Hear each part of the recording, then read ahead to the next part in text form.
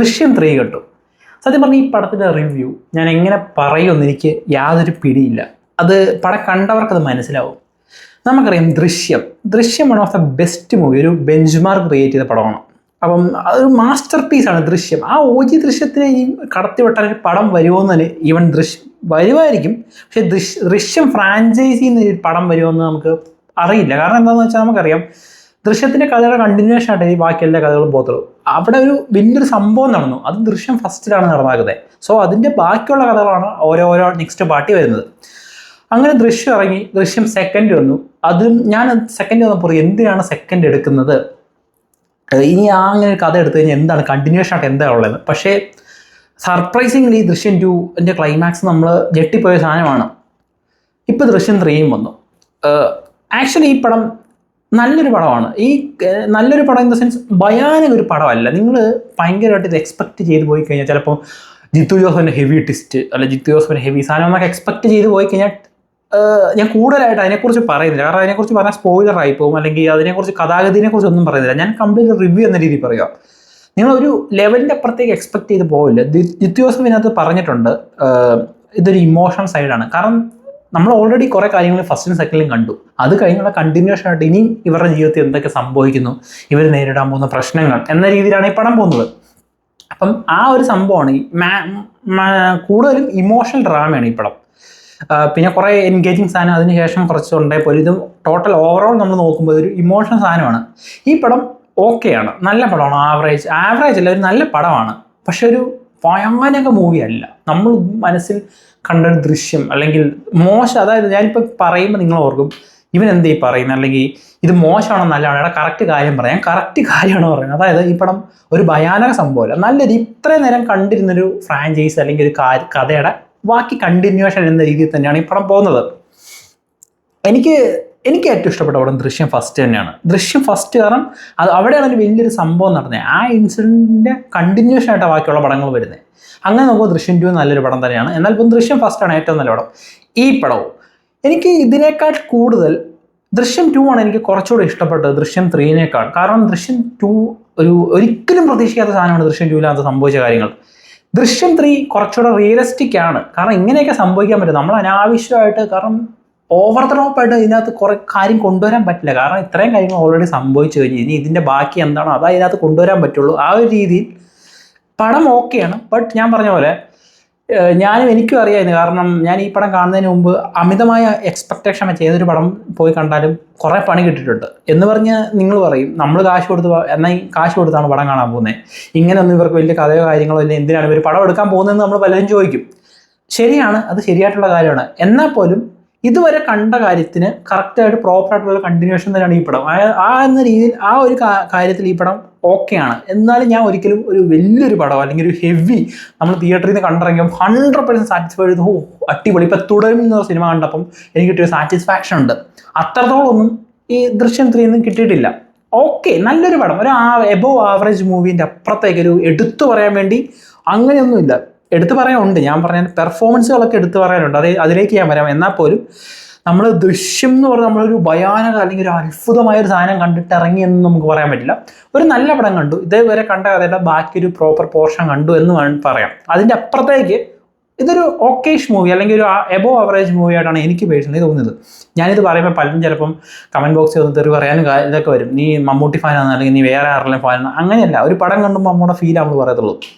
ഞാൻ മോഹൻലാലിൻ്റെ പല പടത്തിനും പോസിറ്റീവ് പറഞ്ഞിട്ടുണ്ട്, മോശമായ പടം മോശം പറഞ്ഞു. എനിക്കുള്ള എക്സ്പീരിയൻസ് എനിക്ക് പറയാൻ പറ്റുള്ളൂ.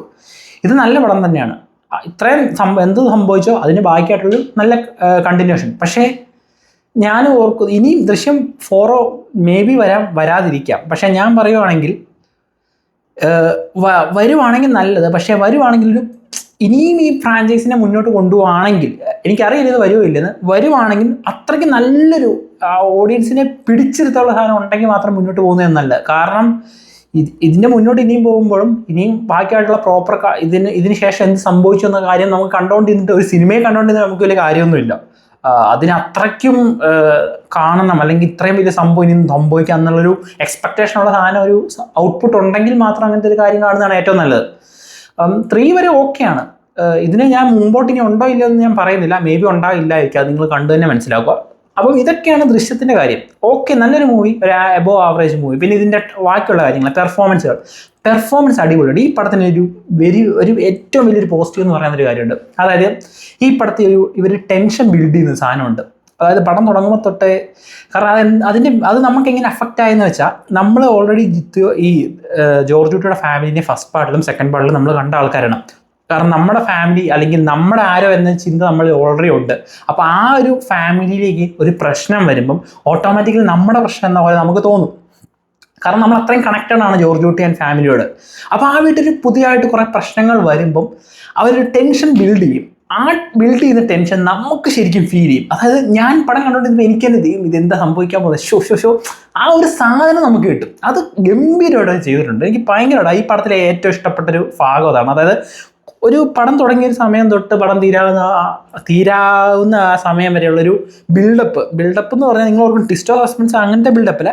ഒരു പ്രശ്നങ്ങൾ ഉണ്ടാകുമ്പോൾ ആ കോൺസിക്വൻസ്, നമ്മുടെ ഫാമിലി ഒരു കോൺസിക്വൻസസ് ഉണ്ടായി കഴിഞ്ഞാൽ നമുക്ക് വരുന്നൊരു ഞെരുങ്ങലൊക്കെ ഇല്ലേ, ആ ഒരു സാധനം നമുക്ക് കിട്ടും. അതായത് നമ്മൾ പടം കണ്ടുകൊണ്ടെങ്കിൽ നമുക്ക് തന്നെ ഇതിങ്ങനെ വേണ്ടത് ആ ഒരു സാധനം വരും. അത് ഗംഭീരമായിട്ട് ചെയ്തു വെച്ചിട്ടുണ്ട്.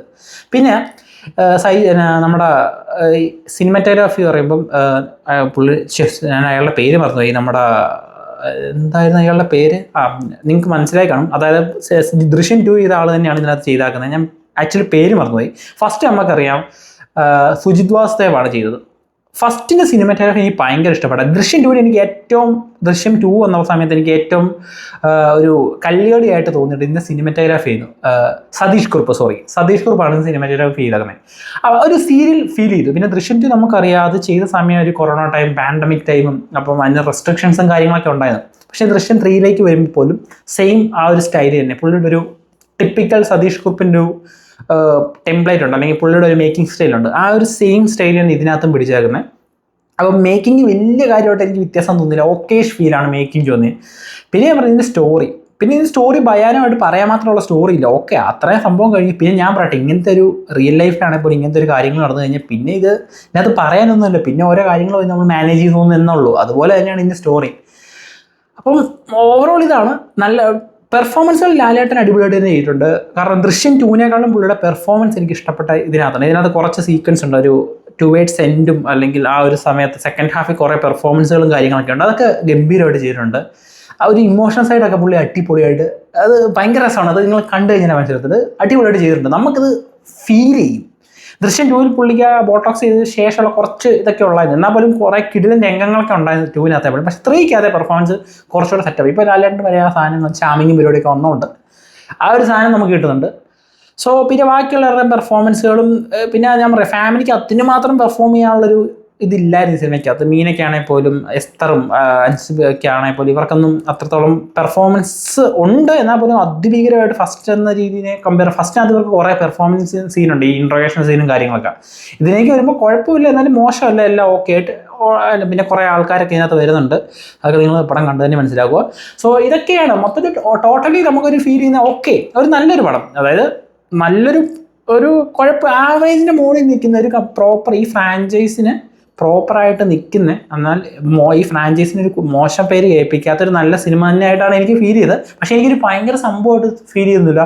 പടം കണ്ടു കഴിഞ്ഞപ്പോഴത്തേക്കും ഒരു രക്ഷയില്ല അങ്ങനെ പറയാനുള്ള പടമൊന്നുമില്ല. ഒരു നല്ല പടം കണ്ടു, അത്രേ ഉള്ളൂ. അത്യാവശ്യം നല്ല പെർഫോമൻസും കാര്യങ്ങളും, കണ്ടിരിക്കാൻ അവരെ കഥാപശ്ചാത്തലവും എല്ലാം ഉള്ള ഒരു നല്ല പടം. പിന്നെ ഇതിൻ്റെ സെക്കൻഡ് പാർട്ടിനെ വെച്ച് നോക്കുമ്പോൾ എനിക്ക് ഇഷ്ടപ്പെട്ട ഒരു കാര്യങ്ങളുണ്ട്, ഇതിൻ്റെ ബാക്ക്ഗ്രൗണ്ട് മ്യൂസിക്കും കാര്യങ്ങളും. സെക്കൻഡ് പാർട്ടിനേക്കാളൊക്കെ കുറച്ച് ഇതിനകത്ത് കുറേ നല്ല ബാക്ക്ഗ്രൗണ്ട് മ്യൂസിക് ഉണ്ട്. OG ദൃശ്യത്തിലെ കുറേ സാധനങ്ങൾ ഇതിനകത്ത് യൂസ് ചെയ്തിട്ടുണ്ട്. പിന്നെ കുറേ ഇതിൻ്റെ ആയിട്ട് കുറച്ച് മ്യൂസിക് ഉണ്ട്, അതൊക്കെ എനിക്ക് ഇഷ്ടപ്പെട്ടു. പെർഫോമൻസ് ഞാൻ പറഞ്ഞത് ഇത് ലാലേട്ടൻ ഷോ തന്നെയാണ്. ആ പുള്ളിയുടെ ആ പെർഫോമൻസ് ഗംഭീരമായിട്ട് വന്നിട്ടുണ്ട്. നമുക്ക് അത് അഫക്റ്റ് ചെയ്യും, അല്ലെങ്കിൽ നമ്മളിലേക്ക് അത് എത്തുന്നുണ്ട്, ഓഡിയൻസായിട്ട് കമ്മ്യൂണിക്കേറ്റ് ചെയ്യാൻ പറ്റുന്നുണ്ട്. സോ മൊത്തത്തിൽ എനിക്ക് ഓക്കെ കുഴപ്പമില്ലാത്ത നല്ലൊരു പടം എന്ന രീതിയിലാണ് ദൃശ്യം 3 ഇഷ്ടപ്പെട്ടത്. ഈ പടം കണ്ടിട്ടുള്ള നിങ്ങളാണ്, നിങ്ങളുടെ അഭിപ്രായം എന്താണെന്ന് വെച്ചാൽ കമൻറ്റ് ബോക്സിൽ രേഖപ്പെടുത്തുക. മറ്റൊരു വീഡിയോ വരുന്നതായിരിക്കും. It's me Abhijith and you are watching Flick and friends.